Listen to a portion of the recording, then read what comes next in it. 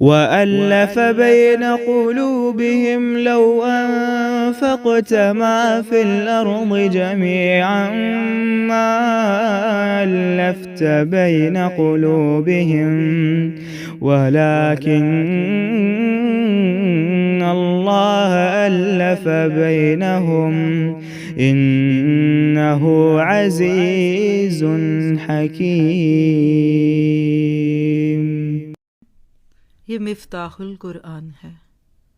سورۃ الفاتحہ ہدایت کی چابی ہے، فلاح کی کامیابی کی چابی ہے۔ یعنی اس سورت کا اگر آپ ایک ٹاپک رکھ لیں تو وہ کیا ہے؟ مفتاح القرآن، مفتاح الہدایہ، مفتاح الفلاح۔ انسان کو اپنی زندگی میں چابی کی اہمیت بڑی اچھی طرح سے پتہ ہے۔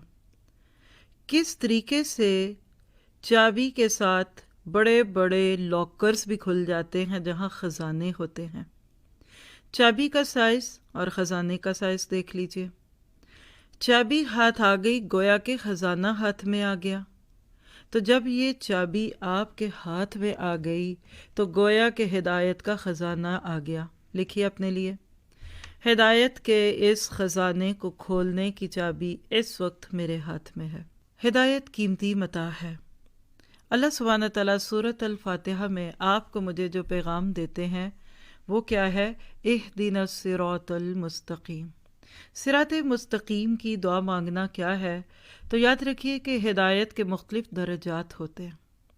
ہم اپنے اسی سال کے پریپ رمضان ربیع قلبی کورس کے اندر ہدایت کو ایک سیڑھی کے ساتھ ریلیٹ کر کے دیکھ چکے ہیں۔ جو ساتھی نہیں سن سکے ڈے 2 کو سن لیجئے، ربیع قلبی۔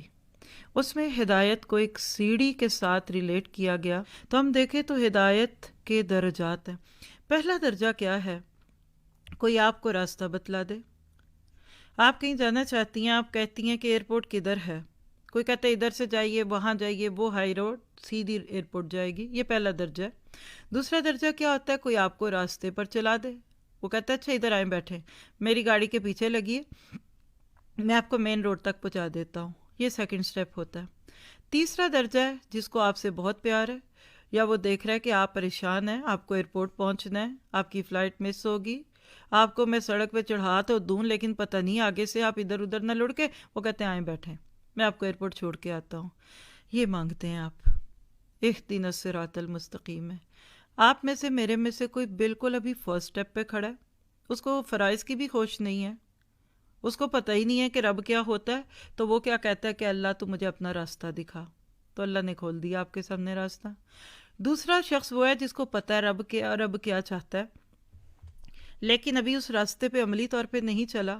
یعنی کس کو نہیں پتا کہ رب کیا چاہتا ہے لیکن نہیں ابھی چلے۔ مثال ہے کہ کس کو نہیں پتا 5 وقت کی نماز پڑھنی ہے لیکن نہیں پڑھی آج تک، تو پھر آپ کہتے ہیں کہ اہدنا الصراط المستقیم، اے اللہ مجھے 5 نمازیں وقت پہ پڑھنے کی توفیق دے۔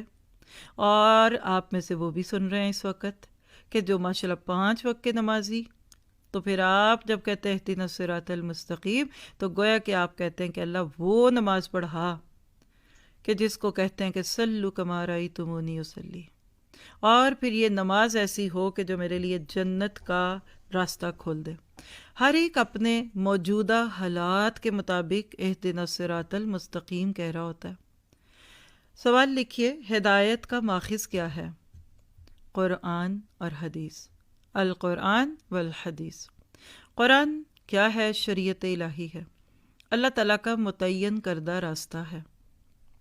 اور حدیث کیا ہے؟ اسوہ حسنہ ہے۔ لقد کان لکم فی رسول اللہ اسوۃ حسنہ، بے شک تمہارے پاس رسول کی صورت میں بہترین اسوہ حسنہ ہے۔ تو گویا کہ آپ ہدایت مانگنے کے لیے بیٹھے ہیں۔